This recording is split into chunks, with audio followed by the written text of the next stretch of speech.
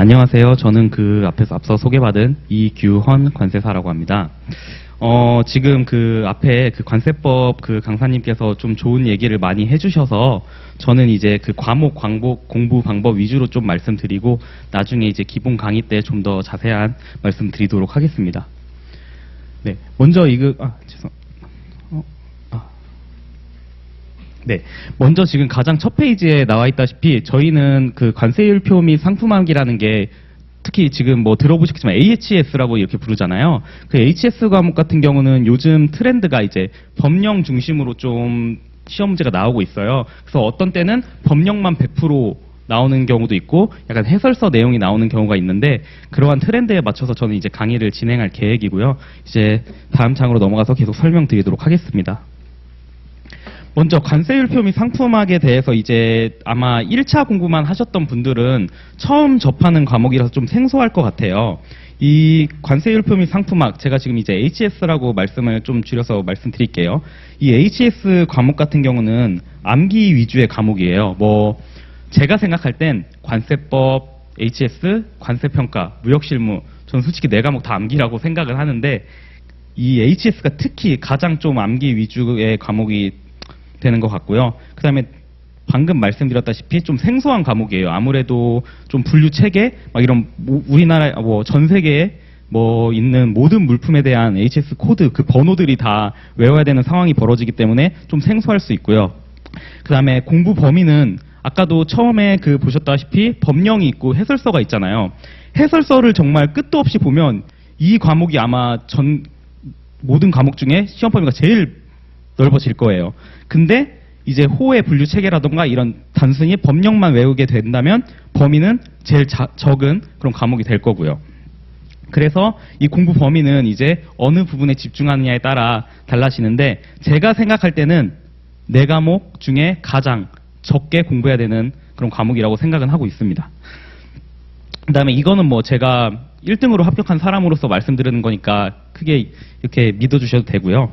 그 다음에 이게 가장 채점이 후한 과목, 이게 보통 저희 합격생들 그리고 저희 동기들도 다 얘기를 해보면 가장 점수가 높게 나와요. 잘 못 쓴 것 같은데? 라고 해도 딱 점수 나오는 거 보면 70점대가 나오는 경우도 있고 80점대가 나오는 경우도 있고요.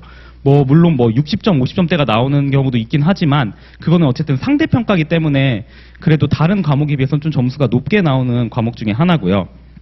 그 다음에 이제 저희가 이게 이제 과목이 아무래도 서술형이다 보니까 80분 안에 이제 모든 과목에 대해서 이 답안지에 서술에 나가야 되는데, 관세법이나 관세평가, 무역실무는 문제를 이해하거나 그리고 쓰는 데 있어서 이제 시간이 좀 부족한 경우가 많은데 HS 같은 경우는 어떻게 보면 문제에서 요구하는 바에 따라 딱딱 이제 쓰기만 하면 돼서 시간이 부족한 경우는 거의 없는 과목 중에 하나이기도 합니다.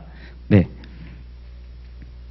네, 그 다음에 이제 관세율표 상품학, 즉 HS의 기본적인 공부 방법을 말씀드리도록 할게요.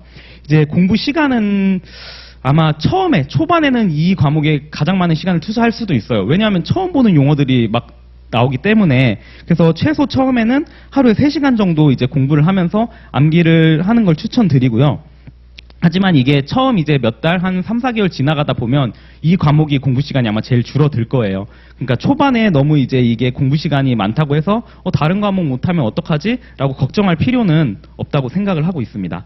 그 다음에 이제 이해와 암기, 이 부분인데요. 이게 사람마다 차이가 있는데 어떤 분들은 이제 나는 이해가 돼야지 암기가 되는 스타일이다 라는 분들이 좀 있어요. 그리고 아니면 저 같은 경우는 개인적으로는 이해가 안 돼도 암기를 그냥 했던 스타일이거든요. 근데 이거를 이 HS 과목을 아마 시작하시게 되면 나는 이해가 돼야지 암기가 돼 라는 스타일로 접근하시다 보면은 이 과목 절대 못합니다. 일단 무조건 외워야 되는 부분이 상당히 많아요. 대부분이 아마 관세사 공부하시는 수험생들이 대부분이 아마 물론 이과생분들도 계시지만 문과 위주의 이제 공부를 하셨던 분들이 대부분이거든요. 근데 전 세상에 있는 이런 물품을 다루는데 이공계 쪽 물품들로 상당히 화학물질, 아니면 기계 쪽 많이 나오거든요. 저도 그런 부분에 대해서 단 하나의 지식도 없었지만 공부를 했던 사람이고요. 높은 점수를 받았었기 때문에 제가 이제 말씀드리는 바와 같이 이해보다는 암기 위주의 공부가 필요하다고 생각합니다. 물론 조금의 이해는 필요하죠. 네, 그렇게 말씀드리고요. 그 다음에 이제 교재인데요. 근데 특히 뭐 다른 과목은 이제 관세법이나 뭐 관세평가, 무역실무, 특히 무역실무가 되죠. 무역실무는 약간 교재마다 차이가 있을 거고, 그리고 법령을 다루는 과목들은 큰 차이가 없을 텐데 정말 HS는 큰 차이가 없다고 생각해요. 다른 교재들만으로. 그래서 저 같은 경우도 HS를 그때 당시에는 모르니까 제가 수험생 시절에는 여러 강사님 교재를 샀어요. 근데 HS만은 그냥 강사는 어느 강사인지 모르겠지만 교재는 하나로 해도 충분합니다. 그리고 저 같은 경우는 공부할 때 교재가 두꺼우면 공부하기 싫더라고요. 책이 일단 두꺼우면 공부가 너무 하기 싫어서 저는 관세법이나 관세평가나 무역실무도 그 두꺼운 과목들도 교재를 다 나눴어요. 단원별로 나눠가지고 스프링 제본을 따로 하고 막. 왜냐하면 이 두께에 압도되더라고요. 그래서 그렇게 책을 나눴는데, 그래서 HS 같은 경우도 법령집이라고 이제 따로 있는데 나중에 뭐 공부를 시작하시면 이제 말씀을 드리겠지만, 그 법령집에 저는 법령집이 두껍지 않아요. 얇거든요. 여기에 단권화를 해서 공부를 했는데, 제가 지금 주변에 뭐 합격했던 동기들이나 그리고 후배 관세사들 얘기를 들어보면 대부분 자기 법령집에 단권화를 해서 합격한 비율이 좀 높더라고요. 그래서 교재는 제 생각에는 여러 책을 사실 필요 없이 어떤 강사님 것도 좋습니다. 그냥 그 법령집에 단권화를 하는 방법을 추천드립니다. 그 다음에 이제 예습 복습 부분인데요. 이건 예습이 거의 불가능합니다. 이제 처음 이제 기본 강의를 들으시면서 이제 예습을 한번 해볼까 하는데 이거는 전혀 불가능합니다. 다른 과목은 가능할 수 있어요. 왜냐하면 1차에서 접해봤기 때문에. 근데 이거는 접해보지도 못했을 뿐더러 내용이 너무 생소해서 예습은 불가하고요. 복습만 충분히 따라와 주셔도 이 과목은 크게 무리가 없는 과목이라고 저는 생각하고 있습니다. 네, 그 다음에 이제 이 부분은 제가 쓴 건 아니고요. 이제 저도 이제 이 설명회를 준비하면서 이제 나무위키에 관세사를 검색해봤어요. 나무위키에 관세사를 검색하면 이제 시험 부분에 이제 과목별로 이렇게 정리가 돼 있는데, 제가 이걸 읽어보니까 너무 맞는 말만 써 있더라고요. 그래서 이제 한번 이제 여기에 기재를 해봤는데, 이게 보시면 시작할 때는 썩은 동아줄이지만 해가 바뀌고 겨울이 지나면 튼튼한 동아줄이 될 수도 있는 과목. 즉 이게 전략 과목이 될 거예요. 아마 모든 분들의. 저도 이게 전략 과목이었고요. 그리고 시험 때 높은 점수를 받았고요. 심지어 저는 시험 때 다 쓰지도 못했는데 높은 점수를 받았어요. 그러니까 이 과목은 정말 열심히 외우기만 하면 높은 점수가 나올 수 있는 과목이고, 어떻게 보면 뭐 이런 말씀, 제가 강사를 하면 입장에서도 이런 말씀 드리긴 뭐하지만 다른 과목에 비하면 자기가 암기해야 되는 부분이 가장 많은 과목이지 않을까. 강사가 그러니까 다른 과목에 비하면 덜 중요하다. 하지만 저는 잘 외울 수 있는 방법은 확실히 알려드릴 수 있거든요. 제가 아무래도 뭐 결과를 냈던 사람이기 때문에 이건 자신 있게 말씀드릴 수 있을 것 같아요. 그래서 이 부분은 한번 읽어보시고 이런 과목이다. 정말 이게 정확히 맞는 말만 써놨더라고요. 그리고 또 뒷장 보시면 이걸 보시면 무지막지한 암기량에도 불구하고 수험생들은 기본적으로 60점 이상을 획득한다라고 써있죠. 그러니까 이 과목에서 60점 아래로 나온다? 그러면 좀 합격에서 좀 멀어진다고 생각하시면 돼요. 그렇기 때문에 여기 보시면 심지어 HS 덕후인 수험생들은 해설서까지 자세히 보면 80점이 넘는 점수를 기록하기도 한다. 이 부분인데, 근데 전 이 부분은 좀 트렌드에 안 맞다고 생각해요. 지금은 좀 최근 기출문제를 보시면은 해설서를 물어보지 않고, 그리고 대놓고 그냥 규정 뭐 이렇게 쓰라고 나오거든요. 그러니까 굳이 해설서까지 자세히 보며 80점이 넘는 점수, 해설서까지 자세히 안 봐도 80점이 넘을 수도 있습니다.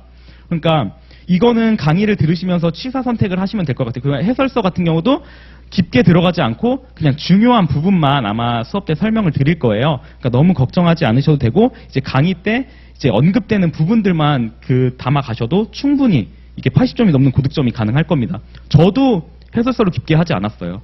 그렇기 때문에 너무 해설서 막 공부하다 보면은 특히 막 무슨 카페 같은데 혹시 막 들어가 보시면 해설서 다 외워야 돼 막 이런 말들 하시는 분 많거든요. 그런 말들에 휘둘릴 필요가 하나도 없습니다. 그냥 강사님이 제가 아니더라도 어떻게든 그 강의를 믿고 그냥 꾸준히 암기하다 보면 높은 점수를 받을 수 있습니다. 그래서 결론적으로는 무한 반복이 필요합니다. 이거는 시험 끝나는 날까지 그냥 계속 외워야 돼요. 저 같은 경우도 시험장 들어가는 그 전날 그 아침까지도 이거를 다 외우지 못했어요. 절대 다 못 외우죠. 근데 계속 기억에 남도록 이렇게 외웠고, 이거를 빨리 자기 책을 만드는 게 중요해요. 왜냐하면 이게 외우는 거다 보니까 자기 책을 여러 번 바꾸면 이게 좀 헷갈리기도 하고 자기 책을 빨리 만들어서 이걸 이미지화하는 작업도 좀 중요하다고 생각하거든요. 예를 들어서 문제에서 몇 유, 주 몇을 쓰시오라고 하면 나는 내 책에는 이 몇 유, 주 몇이 이 페이지에 이렇게 있었는데 라고 기억해서 이렇게 딱 쓰게 돼 있거든. 그런 식으로 답안지를 좀 쓰게 되거든요. 그렇기 때문에 일단 책은 한 것만 가지고 좀 쭉 나아가는 방향을 추천드리고요. 여기 마지막으로 외우자. 잠시만요. 외우자. 그럼 이해하게 된다. 다만 너무 깊게 빠지는 말자. 이게 딱 정답인 것 같아요. 그러니까 너무 이해하실 필요도 없고 일단 외우면 됩니다. 그렇지만 말씀드렸다시피 강의 때 어느 정도의 이해는 해드릴 테니까 너무 걱정하지 않으셔도 될 것 같아요. 그리고 이제 제가 이제 뭐 시험을 높은 점수로 합격한 사람으로서 그런 노하우들은 좀 더 뭐 이제 강의를 시작하면 뭐 OT 시간이나 강의 중간중간에 더 상세하게 말씀드릴 수 있을 것 같아요. 그럼 그때 만나 뵐 수 있었으면 좋겠습니다. 네, 감사합니다. 고맙습니다. 자, 지금 일단 오신 분들 1차 시험은 다 어떻게 보신 건가요? 아직 안 보셨어요? 그럼 동차도 생각을 하고 계신 거네요. 1차 보셨고요.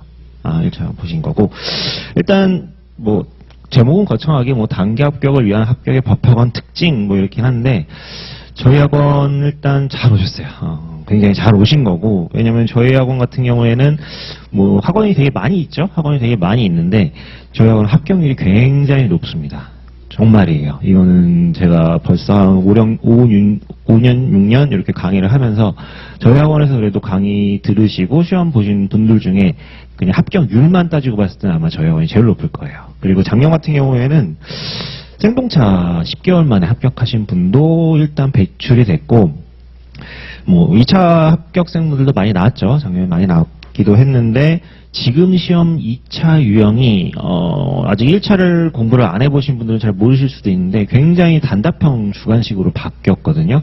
그래서 옛날에는 우리가 서술도 해야 되고 굉장히 논문도 공부하고 굉장히 좀 시험 공부하는 범위가 넓었다면은 지금은 굳이 그렇게 공부하실 필요가 전혀 없습니다. 지금은 그냥 딱딱딱딱 그냥 시험에서 물어보는 애들이 있거든요.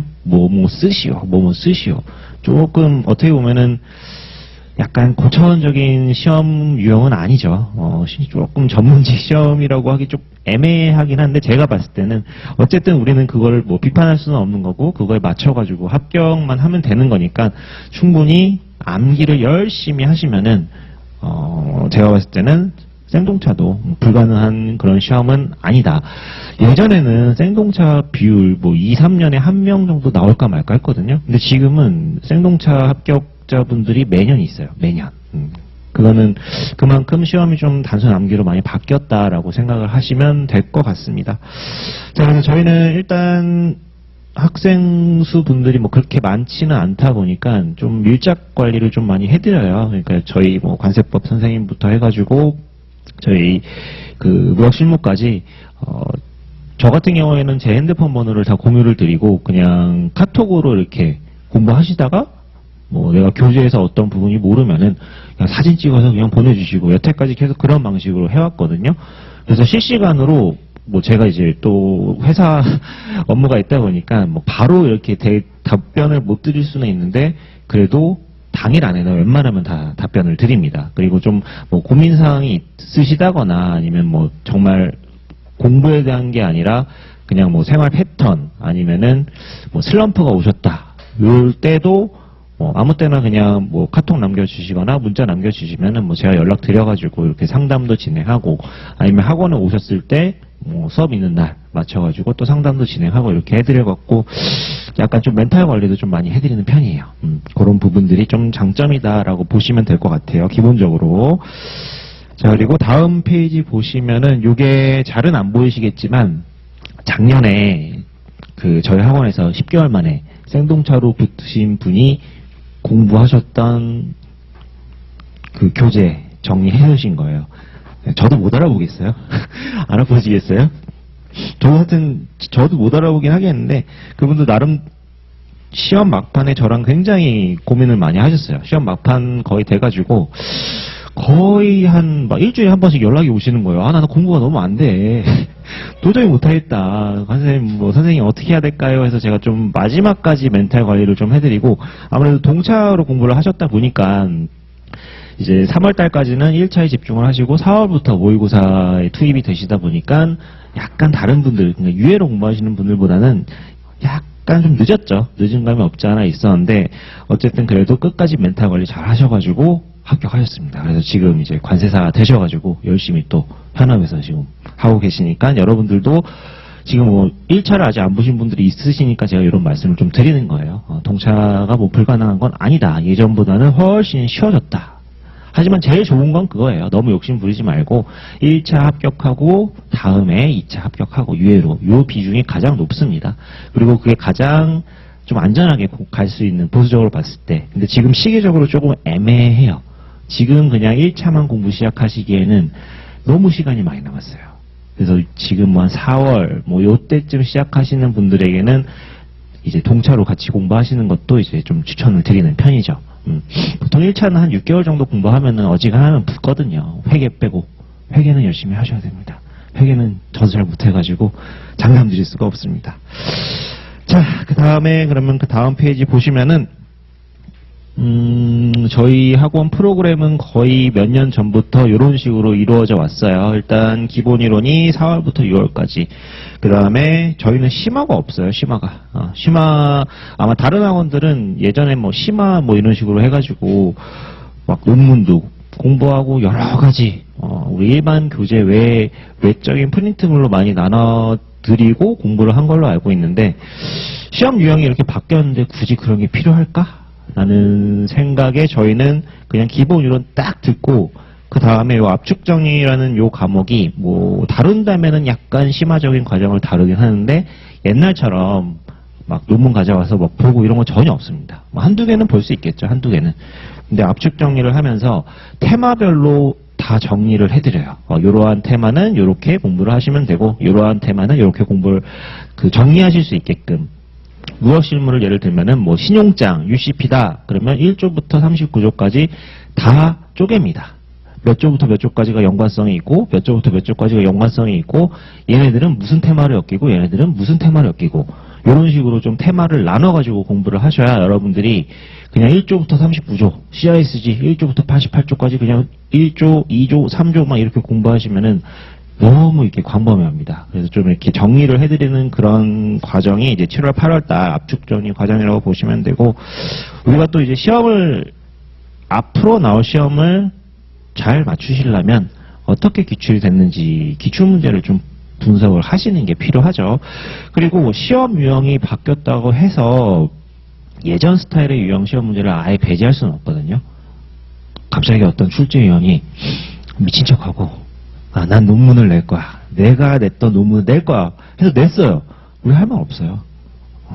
그래서 양쪽으로 다 준비를 하셔야 됩니다. 하지만 최근 스타일로 더 포커싱을 맞춰서 이제 공부를 하셔야겠죠. 예전 스타일은 나올 수 있을 만한 그런 기출들을 뽑아가지고 이제 기출 정리를 해드릴 예정입니다. 그 다음에 문제풀이를 좀 빨리 들어가요. 11월부터 바로 그냥 8분의 1 범위로 진도별 모의고사 형식으로 지금은 이제 엄청나게 뭐 심화적인 그런 부분이 필요 없기 때문에 빨리빨리 암기가 들어가셔야 됩니다. 암기 들어가셔야 되기 때문에 11월, 12월 달에 매도 먼저 만드는 게 낫다. 쓰는 거에 대한 굉장히 공포, 두려움이 있으실 텐데 9월, 10월 달에도 시험이 이제 준비가 되어 있고 계속 여러분들 쓰는 연습을 이제 시켜드릴 겁니다. 그 다음에 이제 이런 정리가 다 되면은, 그래서 실질적으로 여러분들은 빠르신 분들은 10월까지, 그리고 뭐 조금 늦으시면 12월까지는 교재에 대한 정리를 다 끝내셔야 돼요. 뭐 단권화라고 할 수도 있고, 여러분들이 모든 정리를 다 마무리하시는 그 시점이 딱 12월 정도라고 보시면 되고, 이제 1월부터는 달리셔야죠. 모의고사. 6개월 동안 쭉 모의고사 8분의 1 범위, 4분의 1 범위, 뭐 2분의 1 범위, 전범위. 이렇게 하셔가지고, 내년에 2025년 관세사로 합격하시는, 그렇게 저희가 최대한 서포트를 해드릴 예정입니다. 자, 여기까지 해서 저희 학원의 2차 시험 관련된 어떤 전반적인 개괄적인 프로그램은 좀 설명을 드렸고, 이제 과목별로 관세법부터 이제 어떻게 하면은 우리가 빠르게 단기간 내 효율적으로 합격할 수 있는지 설명을 드릴 수 있도록 하겠습니다.